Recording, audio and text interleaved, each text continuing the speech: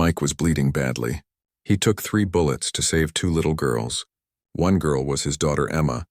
The other girl was the daughter of a rich CEO. The girls were safe now. Mike was dying on the ground. Tomorrow, everything would change for his family. Before watching full story, comment below from where you watching. Also like and subscribe for more stories. Mike Johnson wiped the sweat from his face as he finished washing dishes at the small diner. It was 11 p.m. and his body ached from working 2 jobs. He looked at his watch and sighed. Emma would be asleep by now. Emma was his everything. His 7-year-old daughter had been born with cerebral palsy. She couldn't walk like other kids, but her smile could light up the darkest room. After his wife Sarah died in a car accident 3 years ago, Mike had to raise Emma alone. Money was always tight. The medical bills kept growing. Emma needed special therapy, wheelchair maintenance, and medications. Mike worked at the diner during nights and cleaned office buildings during the day. He barely slept 4 hours. Another rough day? Asked Rosa, the kind old cook who always saved leftover food for Mike to take home. Just tired, Mike replied, forcing a smile. But Emma is worth every minute of it. He walked home through the dark streets carrying a small bag of food. Their apartment was tiny, but it was home.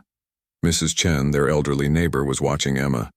She never asked for money because she understood Mike's situation. How was she today? Mike asked quietly. Good as always. She drew you a picture, Mrs. Chen whispered, pointing to the kitchen table. Mike looked at the drawing. It showed 2 stick figures holding hands under a rainbow. One figure was in a wheelchair and the other was much taller. At the bottom, Emma had written, "Me and Daddy," in shaky letters. Tears filled Mike's eyes. This little girl was his reason to keep fighting. Richard Sterling was one of the richest men in the city. His company, Sterling Industries, owned half the buildings downtown. He lived in a mansion with his daughter Lily, who was 12 years old.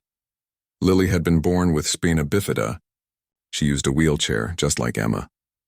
But unlike Mike, Richard had all the money in the world for treatments, therapies, and the best doctors. Richard loved his daughter more than his business. His wife had left them when Lily was 2, saying she couldn't handle a disabled child. Since then, Richard had been both father and mother to Lily. "Dad, why do people stare at me?" Lily asked one evening as they sat in their large living room. Richard's heart broke every time she asked this question. "Because they don't understand how special you are, princess. You're the strongest person I know." Lily smiled, but Richard could see the sadness in her eyes. She was lonely. The private tutors and expensive toys couldn't give her what she really needed, friends who accepted her. Richard made a decision. "How would you like to go to a regular school?"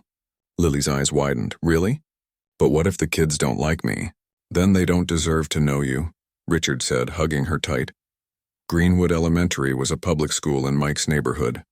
Richard had decided to enroll Lily there because he wanted her to experience normal life, not just the privileged world she knew. On Lily's first day, Richard drove her to school in his expensive car. Other parents stared as the black Mercedes pulled up. They whispered among themselves about the rich man's daughter. Emma was in the same grade as Lily. When the teacher introduced Lily to the class, Emma was the first to smile and wave. She understood what it felt like to be different. "Hi, I'm Emma," she said during lunch break. "I like your wheelchair. Mine is blue, but yours is so pretty with those silver wheels." Lily was shocked. Most kids either ignored her or asked awkward questions about her disability. But Emma talked to her like they were already friends. "You have a wheelchair too?" Lily asked. "Yes." "Want to see who can go faster?" Emma grinned. For the first time in years, Lily laughed, really laughed. They spent the whole lunch break racing around the playground, laughing and talking like old friends. Mike noticed the change in Emma immediately. She came home from school excited, talking about her new friend Lily. "Daddy, Lily is so nice. She helped me reach the high shelf in the library. And she shared her fancy lunch with me." Emma chatted happily. Mike smiled. Emma had never had a close friend before. Other children were sometimes uncomfortable around her wheelchair. Meanwhile, Richard was amazed by Lily's transformation.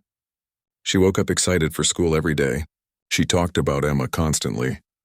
"Dad, Emma's daddy works very hard. She says he has 2 jobs and gets very tired," Lily mentioned one evening. Richard's business mind was curious. "What does her father do?" She said he cleans buildings and works at a restaurant. Emma sometimes brings sandwiches made from leftover bread. Richard felt something stir in his chest. While he worried about stock prices and business meetings, this man was working 2 jobs to care for his disabled daughter. Parent-teacher conference day arrived. Richard came in his business suit looking every inch the successful CEO. Mike arrived straight from his cleaning job, still wearing his uniform and smelling like industrial soap. They sat in the hallway waiting for their turn. The contrast was obvious. Richard with his expensive watch and polished shoes, Mike with his worn clothes and tired eyes. "You must be Emma's father," Richard said. Extending his hand, Mike looked surprised. "Yes, I'm Mike Johnson." "You're Lily's dad?" "Richard Sterling. I want to thank you for raising such a wonderful daughter. Lily talks about Emma constantly." Mike felt embarrassed. "Thank you, sir. Emma loves Lily, too. She's never had a friend like her." Richard studied Mike's face. He saw something he recognized, the deep love of a father who would do anything for his child. "The girls seem inseparable," Richard continued. "Maybe we could arrange some play dates?" Mike hesitated. "That's very kind, but I work most weekends." "We could work around your schedule," Richard said gently.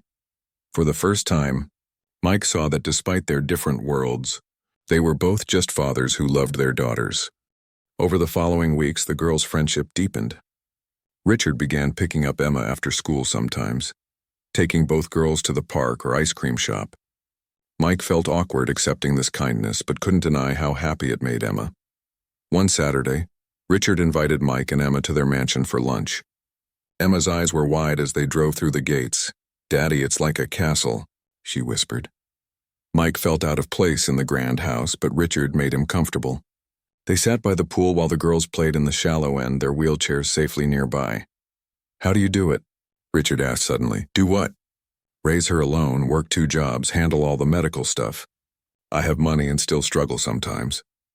Mike was quiet for a moment. "You just do what you have to do. Emma is my world. When her mom died, I promised I'd give her the best life I could."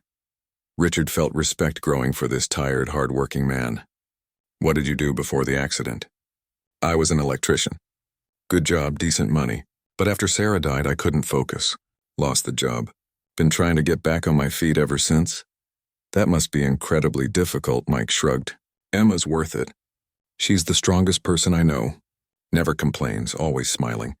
She teaches me something new every day."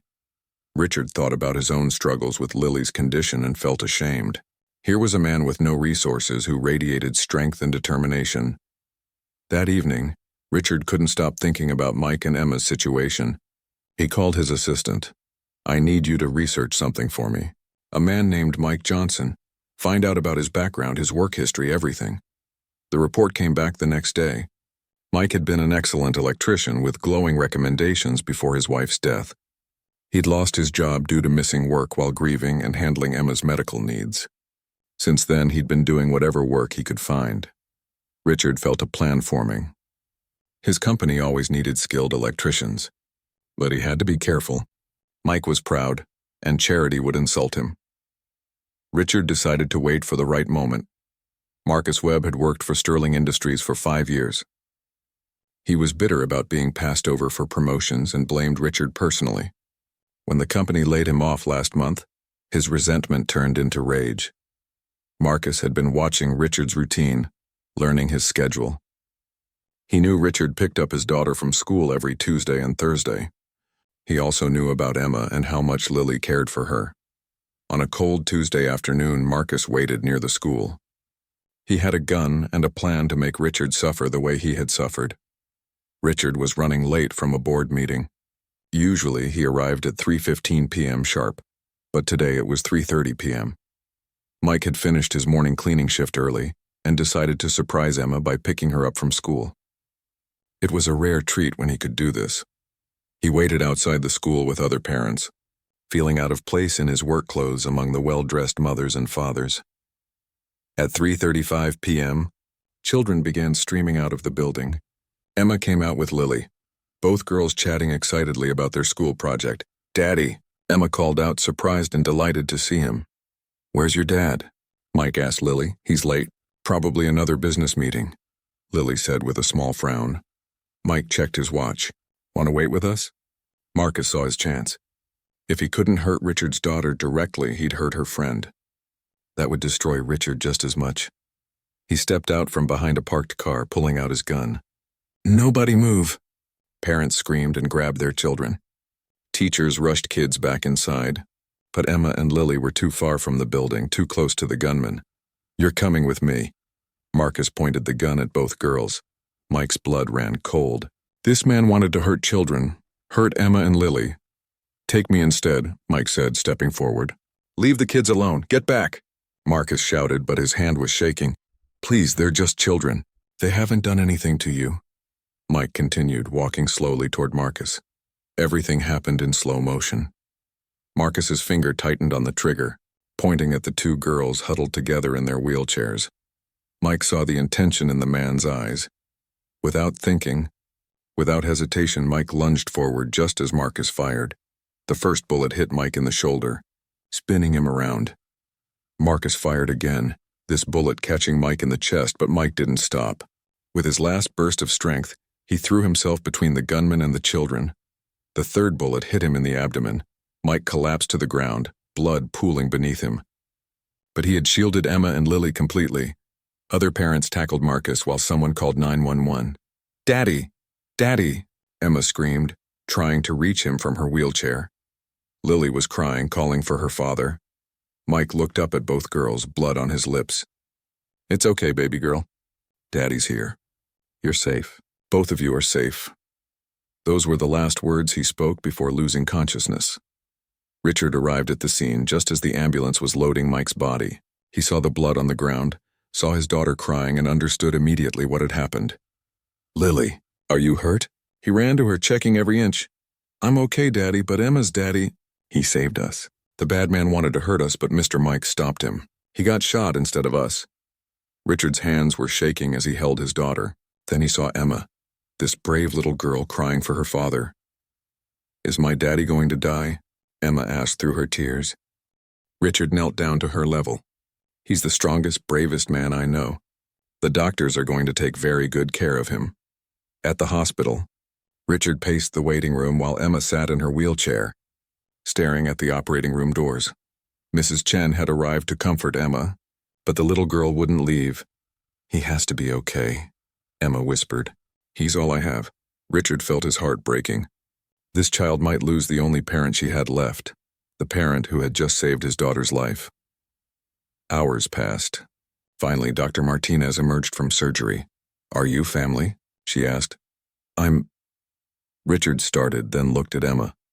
"Yes, we're family." Mike survived the surgery, but barely. 2 of the bullets had missed vital organs by millimeters.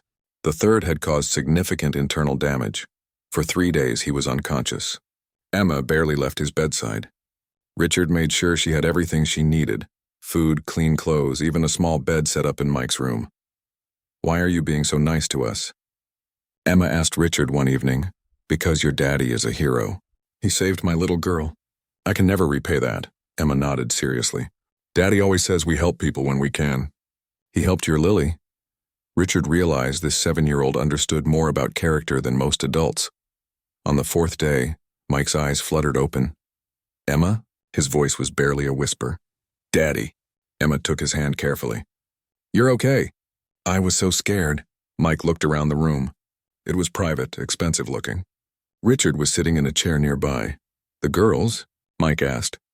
"Safe. Because of you," Richard said quietly. Mike tried to sit up but winced in pain. "Don't move," Richard said. "You took 3 bullets. The doctors say you'll recover, but it'll take time. I have to work. Emma needs her father healthy," Richard interrupted. "Everything else is taken care of. I can't accept charity when it's not charity.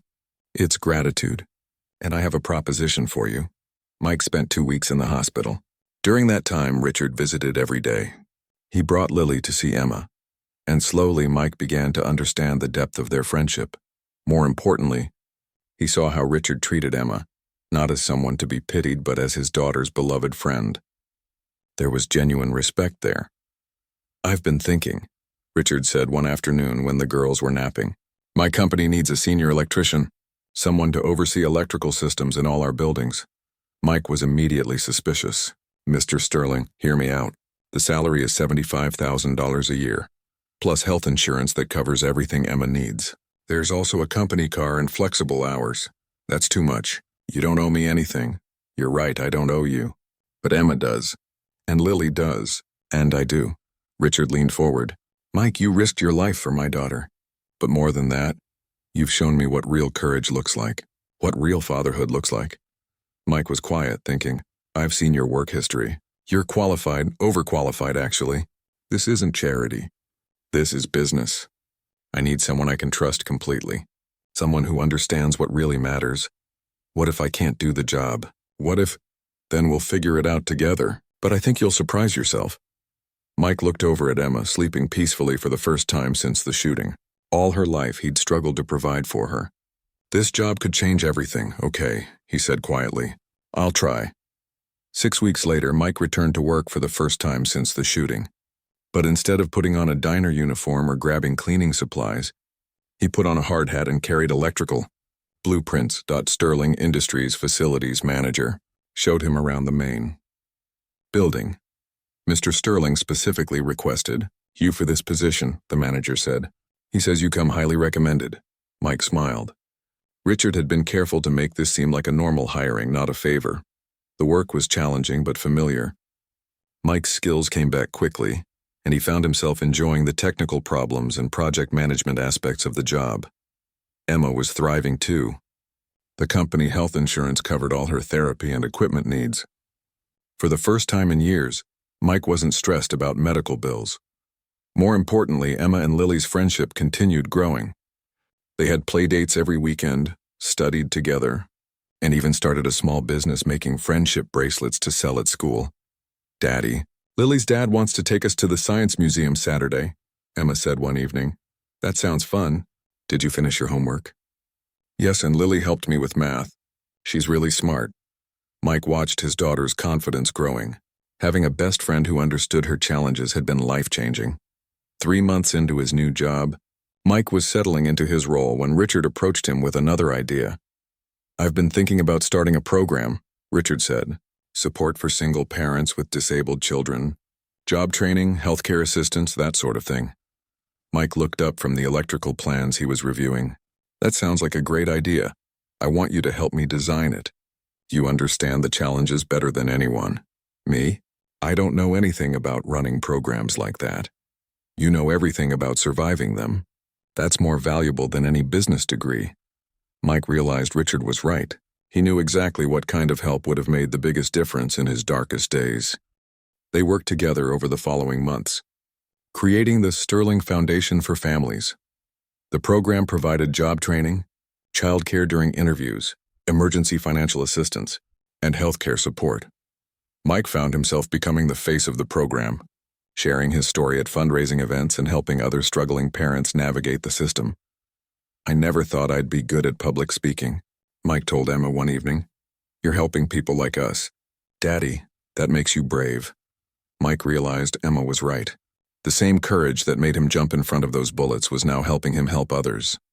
1 year after the shooting, the local newspaper wanted to do a story about Mike's heroism and recovery. Mike was reluctant, but Richard convinced him it might inspire others. The reporter interviewed both families, focusing on their friendship and how the tragedy had brought positive changes. What went through your mind when you saw the gunman? The reporter asked Mike. I didn't think, Mike said honestly. I just saw someone threatening children, my Emma and Richard's Lily. Any parent would have done the same thing. Not everyone would have acted so quickly. Mike shrugged. When you love someone, protecting them isn't a choice. It's instinct. The article was published with the headline, Single Dad Took 3 Bullets for CEO's Disabled Daughter. Next morning, the CEO gave him a job. But Mike knew that headline missed the real story. This wasn't about a single moment of heroism or even about Richard's generosity. It was about 2 families who found each other and discovered that love comes in many forms.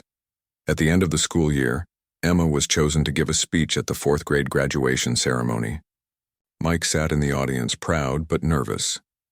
Emma rolled her wheelchair to the podium, adjusted the microphone, and began. My name is Emma Johnson.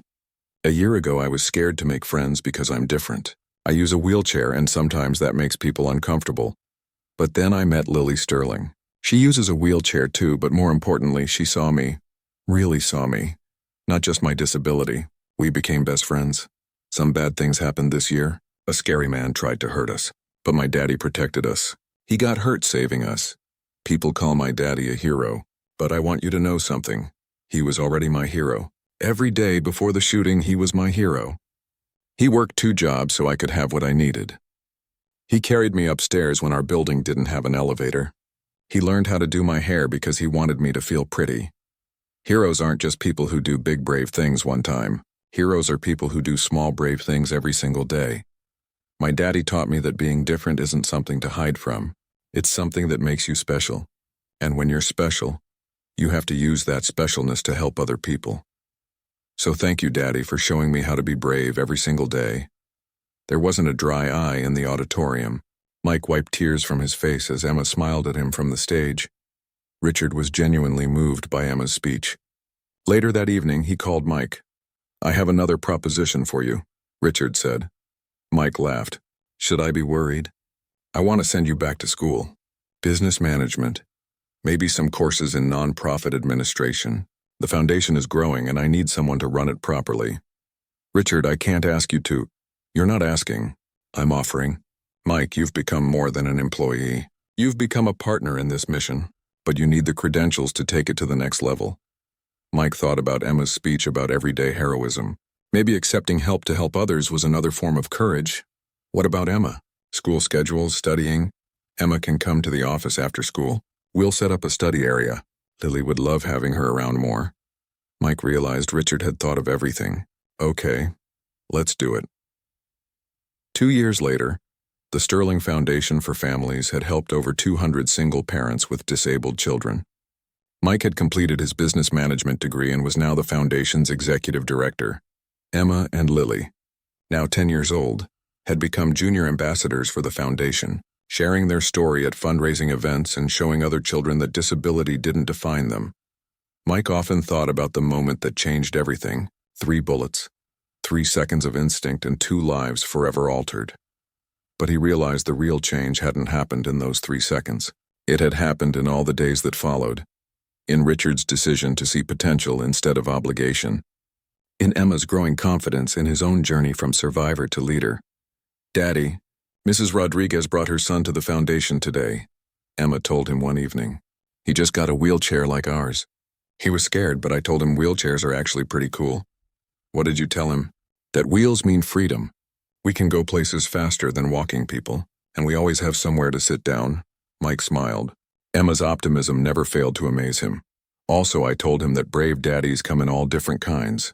Some save you from bullets and some save you every single day just by loving you. 5 years after the shooting, Mike was invited to speak at a national conference on family support services. He stood at the podium, looking out at hundreds of social workers, nonprofit leaders, and government officials. 5 years ago, I was a single father working 2 minimum wage jobs, struggling to provide for my disabled daughter. I was exhausted, overwhelmed, and running out of hope. Then something happened that changed everything. Not the shooting, though that was certainly dramatic. The real change came from someone seeing potential where others saw problems. It came from a friendship between 2 little girls who showed their fathers what really matters. The Sterling Foundation has now helped over 500 families, but more importantly, it's shown us that support systems work best when they're built on relationships, not just resources.